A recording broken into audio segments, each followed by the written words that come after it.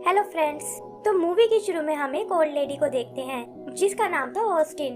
वो यहाँ कुछ स्पेशल तरह के ब्लू फ्लावर्स तोड़ने आई है। चलते हुए वो एक पुराने कैसल के पास आती है जो काफी सालों से वीरान पड़ा हुआ था और वहाँ हर तरफ वो ब्लू फ्लावर्स लगे हुए हैं। आगे हम उसे कैसल के सेंटर टावर में देखते हैं जहाँ उन ब्लू फ्लावर्स का पूरा पेड़ ही लगा हुआ है और इस पर कुछ अजीब से स्टैचूज भी बने हुए हैं। वैसे तो ऑस्टिन बहुत बुरी थी लेकिन हिम्मत करके वो उस पेड़ पर चढ़ जाती है। उसे पता था कि एक गलत कदम उसे हर्ट कर सकता है पर उसे इसकी कोई चिंता नहीं थी। वो तो बस किसी भी तरह उन फ्लावर्स को पाना चाहती है। लेकिन फिर वही हुआ जिसका डर था। ऑस्टिन उस पेड़ से नीचे गिर पड़ती है। ऐसा लगता है जैसे उसे बहुत चोट आई होगी लेकिन फिर पता चलता है कि ऑस्टिन तो एकदम सही सलामत है और उसे उन ब्लू फ्लावर्स का एक बंच भी मिल गया है। ऑस्टिन अब बहुत खुश थी और वैगन लेकर वापस घर की ओर निकल जाती है जो पास ही की एक वैली में बना हुआ है। ऑस्टिन अपनी बेटी निकोल और उसके हस्बैंड जॉन के साथ रहती थी और पोटर नाम का उसका एक ग्रैंडसन भी है। लेकिन वो इनसे बिल्कुल फ्रेंडली नहीं थी और ज्यादातर टाइम अकेले अपने रूम में ही बिताती थी जो एक तरह से उसकी वर्कशॉप भी था। ऑस्टिन असल में एक लैंटर्न मेकर है जो न्यू ईयर पर उड़ाने के लिए लैंटर्न्स बनाती थी और उसे अपने काम से बहुत प्यार है। लेकिन हाल ही में उसे एक बीमारी लग गई है जिसे शेकिंग सिकनेस बुलाते हैं और इससे उसके हाथ पैर अचानक से हिलने लगते हैं। इसी वजह से लैंटर्न बनाने में भी उसे प्रॉब्लम आ रही थी। यहाँ हम उसे ब्लू फ्लावर का एक पोशन बनाते हुए देखते हैं जिसे वो एक लैंप बनाकर लाइट अप कर देती है। उस लैंप से एक ब्लू फायर निकलती है और ऑस्टिन को लगता है कि शायद उसका तरीका काम कर गया है। लेकिन उसकी ये खुशी ज्यादा देर तक नहीं टिक पाती क्योंकि अनस्टेबल होने के कारण पोशन में ब्लास्ट हो जाता है। ऑस्टिन कहती है कि ये वो रेसिपी नहीं हो सकती और अपनी बुक में कुछ और कॉम्बिनेशंस ढूंढने लगती है। पोटर अपनी नानी का हालचाल पूछता है लेकिन ऑस्टिन कहती है कि इससे तुम्हारा कोई लेना देना नहीं है। आगे पोटर अपने पेरेंट्स के पास आता है जिन्हें ऑस्टिन के इस बिहेवियर की आदत हो गई थी लेकिन वो उसकी फीलिंग्स को अच्छे से समझते थे कि अकेली लैंटर्न मेकर होने के नाते ऑस्टिन पर कुछ ज्यादा ही प्रेशर रहता है। वो चाहते थे कि पोटर लैंटर्न बनाने में ऑस्टिन की मदद करने लगे लेकिन ऑस्टिन ने उसे काम सिखाने के लिए 1 साल का वक्त मांगा था और वो टाइम अब पूरा होने वाला है। निकोल भी एक बार फिर माँ बनने वाली थी और इससे उसकी फैमिली बहुत एक्साइटेड है। आगे हम किलन नाम के एक दूसरे आदमी को देखते हैं जिसे बैटिंग करने की आदत पड़ गई है। आज भी वो पिग रेसिंग में पैसा लगाने आया है जिसे सैम नाम की एक लेडी रन करती है। किलन को अपनी किस्मत से बहुत उम्मीद है कि वो यहाँ से जीत कर ही जाएगा। सैम उसे दोबारा देखकर सरप्राइज हो जाती है कि तुम तो पहले ही अपना सब कुछ हार चुके हो और अब बैटिंग करने के लिए तुम्हारे पास बचा ही क्या है। यहाँ ये भी पता चलता है कि किलन की वाइफ भी उसकी बैटिंग की आदत से तंग आ चुकी थी और उसे छोड़कर अब एक बेकर के साथ रहती है। किलन कहता है कि एक दिन मैं बहुत अमीर बनूंगा और अपनी वाइफ को अपने पास वापस ले आऊंगा। फिर वो बैटिंग के बदले अपने घर के पेपर्स निकालता है जिस पर सैम उसे एक बार फिर सोचने को बोलती है। लेकिन किलन अपना मन बना चुका था और कहता है कि आज वो अपने सारे नुकसान को पूरा करके जाएगा। आगे वो अपने लिए एक पर्पल पिग सिलेक्ट करता है जिससे उसे बहुत उम्मीद थी लेकिन किस्मत उसका कोई साथ नहीं देती और वो अपना घर भी बैटिंग में हार जाता है। उधर पोटर अपनी नानी के लिए ब्रेकफास्ट लेकर आया है लेकिन देखता है कि उसे खाने पीने में कोई इंटरेस्ट नहीं है। यहाँ ऑस्टिन फिर से एक ब्लू लैंप बनाती है और पोटर कहता है कि उसने ऐसा लैंप पहले कभी नहीं देखा। तभी रूम में रखी एक अलमारी चमकने लगती है और इससे पहले कि पोटर उस बारे में कुछ पूछ पाए वो ब्लू लैंप एक बार फिर ब्लास्ट हो जाता है। ऑस्टिन की सिकनेस भी अब बढ़ने लगी थी। पोटर को लगता है कि ये शायद खाना ना खाने के कारण है और उसे कुछ खा लेना चाहिए लेकिन ऑस्टिन कहती है कि उसके पास बिल्कुल टाइम नहीं है और ऐसे तो वो इस सीक्रेट को कभी नहीं ढूंढ पाएगी। पोटर समझ गया था कि ये सीक्रेट जरूर इस ब्लू पोशन के बारे में है और ऑस्टिन को शेक करता दे वो एक बार फिर उसकी मदद करने को बोलता है। ऑस्टिन एग्री होकर उसे लैंप जलाने को कहती है पर वो भी ज्यादा देर तक नहीं टिक पाता और ऑस्टिन समझ जाती है कि इसके लिए उसे और मेहनत करनी होगी। इस बार वो एक नया तरीका आजमाती है जहाँ पोशन के सारे कॉम्बिनेशन उसने पहले ही बना लिए थे और पोटर उन्हें लाइट अप कर देता है। ऑस्टिन को उम्मीद थी कि इनमें से एक पोशन जरूर काम करेगा लेकिन वो सब एक एक करके ब्लास्ट होने लगते हैं और ऑस्टिन उदास होकर उन्हें बंद कर देती है। पता चलता है कि आज न्यू ईयर की नाइट है। पोटर और उसके डेड लैंटर्न्स को वैगन में डाल रहे हैं ताकि मार्केट में जाकर उन्हें बेचा जा सके। पोटर ऑस्टिन को बुलाने जाता है। वो कहता है कि उदास होने की कोई जरूरत नहीं है और आप इस सीक्रेट को अगले साल ढूंढ लेना। अचानक एक ऑयल लैंप फिर से जलने लगता है और ऑस्टिन समझ जाती है कि यही असल में वो सीक्रेट फॉर्मूला है जिसे वो इतने टाइम से ढूंढ रही थी। फिर वो फाइनली उस अलमारी को खोलती है जिसमें बहुत पुरानी एक मेटल लैंटर्न रखी है और वो लैम्प को उस लैंटर्न में डालकर अपने साथ मार्केट ले जाती है। यही एक सीन में हम कीलन को देखते हैं जो सैम को अपने घर की चाबी देता है और अब उसके पास कुछ नहीं बचा था। आगे का सीन टाउन सेंटर का है जहाँ लोग न्यू ईयर नाइट को सेलिब्रेट करने आए हैं। ऑस्टिन उन सबको वो लैंटर्न्स देती है लेकिन उसकी खुद की नजर लगातार घड़ी पर बनी हुई थी जहाँ 12 बजने में बस 10 ही मिनट बचे हैं। वो जानती है कि उसके पास ज्यादा टाइम नहीं बचा है और उसे अपना मिशन जल्दी से पूरा करना होगा। यही पोर्टर उससे पूछता है कि इतने से पैसों के लिए आप कितनी मेहनत करती हो, जिस पर ऑस्टिन कहती है कि ये तो बस लोगों को एक साथ लाने के लिए है और वैसे भी साल में यही वो एक दिन है जिसमें सभी लोग मुझे अटेंशन देते हैं।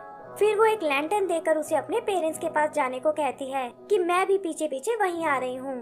तभी वहाँ कीलन आता है जिसे अपने लिए एक लैंटर्न चाहिए थी। वो पहले तो कॉइन ढूंढने का नाटक करता है लेकिन फिर ऑस्टिन को बताता है कि सारे पैसे तो मैं बैटिंग में हार चुका हूँ और मेरी वाइफ भी मुझे छोड़कर जा चुकी है। ऑस्टिन उससे कोई पैसा नहीं लेती। वो कहती है कि शायद ये साल तुम्हें एक सेकंड चांस दे दे और अगर ऐसा हुआ तो तुम्हें उसका फायदा उठाना होगा। कीलन को कुछ समझ नहीं आता और ऑस्टिन भी अचानक ही वहाँ से चली जाती है। सभी लोग फेस्टिवल का मजा ले रहे थे कि तभी अचानक निकोल को लेबर पेन होने लगता है। वो जॉन से अपनी मॉम को बुलाने को कहती है लेकिन किसी को उसके बारे में कोई खबर नहीं थी। पता चलता है कि वो तो टाउन से बहुत दूर आ चुकी है और सीधे उस कैसल की ओर जा रही है। वहाँ वो लैंटर्न लेकर उस टावर में आती है और एक ऐसी डिवाइस ढूंढने लगती है जिसको इस लैंटर्न से एक्टिवेट किया जा सके। बहुत ढूंढने पर भी उसे कुछ नहीं मिलता और 12 बजने में अब कुछ ही वक्त बचा था। अचानक उसके हाथ फिर से कांपने लगते हैं और वो लैंटर्न को वहीं एक पिलर पर रख देती है। तभी उसे रियलाइज होता है कि पिलर तो एकदम लैंटर्न के साइज का है और जैसे ही वो उसे फिट करती है सामने बना एक सिंबल चमकने लगता है जिसके ऊपर 12 सर्कल बने हैं। ऑस्टिन को बहुत खुशी होती है कि फाइनली उसका सपना पूरा होने वाला है। फिर वो उस लैंटर्न को उल्टी तरफ घुमाती है जिससे वो सर्कल भी रिवर्स ऑर्डर में चमकने लगते हैं। उधर पोर्टर भी ऑस्टिन को ही ढूंढ रहा था कि तभी उसे कैसल से आती वो रोशनी दिखाई देती है जो ऑस्टिन की अलमारी पर बनी उस पेंटिंग के जैसी है। वो भागकर वहाँ चेक करने जाता है और देखता है कि ऑस्टिन वहाँ एक सिंबल के सामने खड़ी है। ऑस्टिन ने भी लैंटर्न को पूरी तरह घुमा लिया था और ऐसा करते ही वहाँ एक शील्ड बन जाती है। पोर्टर को कुछ समझ नहीं आता और तभी हम देखते हैं कि अचानक से टाइम रिवर्स होना शुरू हो गया है। सभी लोग अपने पास्ट में वापस जाने लगते हैं और इसी तरह वो पूरा साल दोबारा रीस्टार्ट हो जाता है। ऑस्टिन की शेकिंग सिकनेस भी अब दूर हो चुकी थी और ये देखकर वो बहुत एक्साइटेड होती है। फिर निकोल उसे पोर्टर को अपने साथ रखने को बोलती है और तब ऑस्टिन कहती है कि मैं इसे ठीक 1 साल बाद ट्रेन करूंगी। आगे वो उस मेटल लैंटर्न को लेकर एक हिल पर आती है और कहती है कि फाइनली मैंने वो सीक्रेट जान लिया है जिसे आज तक लोग एक कहानी समझते थे और अब वो बीमारी भी मेरे रास्ते में कभी नहीं आएगी। उधर कीलन भी अब बिल्कुल पहले जैसा हो चुका था जहाँ घर और पैसे के अलावा उसकी वाइफ भी उसके साथ थी। यही उसे पहली बार उस पिग रेसिंग का पता चलता है और क्यूरियस होकर वो वहाँ बैट लगाने जाता है। पहले ही बैट में उसे हार मिलती है और वो डिसाइड करता है कि आज के बाद वो वहाँ कभी नहीं जाएगा, लेकिन धीरे धीरे उसे इसकी आदत लग जाती है। यही ऑस्टिन उस मेटल लैंटर्न को फिर से अलमारी में रख देती है ताकि अगली न्यू ईयर नाइट पर इसका यूज कर सके और फिर वापस से अपने काम में लग जाती है। धीरे धीरे ये साल बीतने लगता है जहाँ हम सभी लोगों का डेली रूटीन देखते हैं और ऑस्टिन ने भी काफी सारे लैंटर्न्स बना लिए थे। तभी वो टाइम आता है जब उसकी सिकनेस शुरू हुई थी और वो बेसब्री से न्यू ईयर नाइट का वेट करने लगती है। कीलन भी बैटिंग में सब कुछ गंवाने लगा था और इससे तंग आकर उसकी वाइफ उसे छोड़कर उस बेकर के साथ चली जाती है। फाइनली दोबारा से वही न्यू ईयर नाइट आती है जहाँ सब कुछ वैसे ही होता है जैसा कि हमने पहले भी देखा था और ऑस्टिन इस बार भी उस साल को रिवर्स कर देती है। अगले कई साल ऐसा ही चलता रहा और अपनी सेल्फिशनेस के कारण ऑस्टिन को बाकी लोगों की लाइफ की कोई परवाह नहीं थी। फिर एक दिन ऐसी एक न्यू ईयर नाइट थी जहाँ ऑस्टिन गलती से कुछ ऐसा बोल देती है जिससे कीलन को उस पर शक हो जाता है और साथ ही वो उसकी शेकिंग सिकनेस को भी नोटिस करता है। ऑस्टिन बहाना बनाकर वहाँ से निकल जाती है लेकिन वो ये नहीं देख पाती कि कीलन छुपकर उसके पीछे आ रहा है। वो ऑस्टिन को टाइम रिवर्स करते हुए देख लेता है और समझ जाता है कि ये वो अपनी बीमारी को छुपाने के लिए कर रही है। हमेशा की तरह पोर्टर ऑस्टिन को ढूंढने आता है लेकिन इस बार वो उसे भी अपने साथ शील्ड में ले आती है। जल्दी ही वो साल फिर से शुरू हो जाता है लेकिन ऑस्टिन को चिंता थी कि कहीं पोर्टर सबको सच न बता दे क्योंकि शील्ड के कारण उसे भी सब याद होगा। उसका सोचना एकदम सही था क्योंकि पोर्टर अपनी मॉम से उनके न्यू बेबी के बारे में पूछता है ऑस्टिन टाइम रहते वहाँ पहुँच जाती है और कहती है कि वो पोर्टर को आज से ही ट्रेन करेगी और ये कहकर उसे अपने साथ ले जाती है।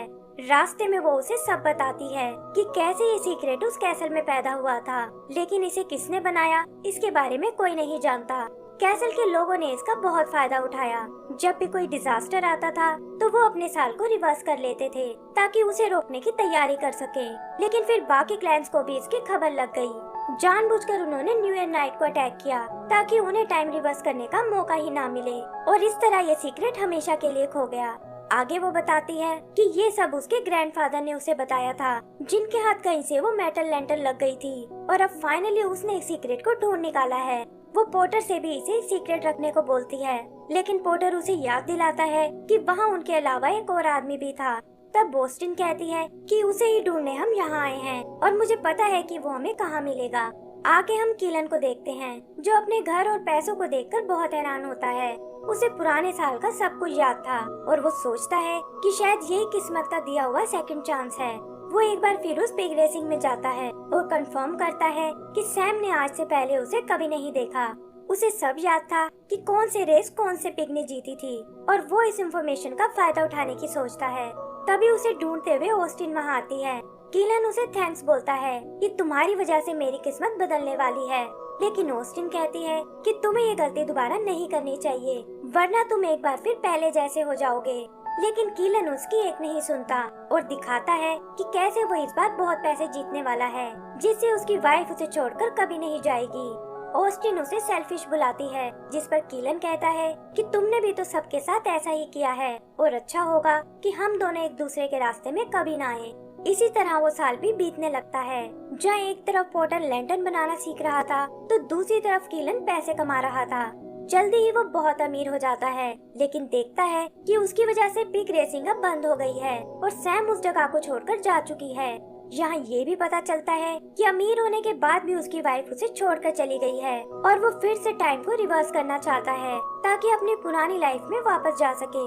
इसीलिए वो ऑस्टिन से मिलने आता है, लेकिन ऑस्टिन उसकी बात मानने से मना कर देती है। वो कहती है कि ये फैसला सिर्फ मैं ही ले सकती हूँ और हो सकता है कि इसकी जरूरत ही ना पड़े। इधर पोर्टर ऑस्टिन को एक लैंटर्न देता है जो उसने अपने हाथों से बनाया है और कहता है कि अगले साल ऐसी ही लैंटर्न मैं नई बेबी के लिए बनाऊंगा। ऑस्टिन ये सुनकर सोच में पड़ जाती है और फिर हम उन्हें एक हिल पर बैठे हुए देखते हैं।